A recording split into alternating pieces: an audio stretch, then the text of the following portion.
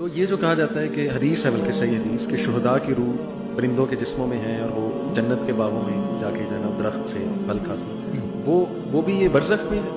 Of course.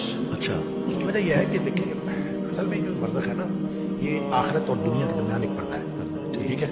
کتنا لمبا پردہ ہے؟ ظاہر ہے جب تک حشر قائم نہیں ہوتا تب تک کا یہ پردہ ہے. ٹھیک ہے. تو یہ چند 100 سال ہو یا چند 1000 سال ہو تو اللہ کو معلوم ہے. صحیح. تو آپ کا کیا خیال ہے کہ چند 100 سال یا چند 1000 سال جو جنتی روح ہے وہ کیا قبر کی مٹی کے نیچے رہے گی؟ صحیح. ایسے تو نہیں ممکن نا. تو جنتی روح کو جنت کا سا ویٹنگ روم ملے گا نا. ٹھیک ہے. تو وہ جنت کا سا جو ویٹنگ روم ہوگا وہ جنت ہوگی. یعنی ایک ویٹنگ روم. ہاں، اور وہ جنت ہوگی. اور وہ ہر طرف جب تا حد نگاہ قبر کھل گئی تو وہ جنت ہے.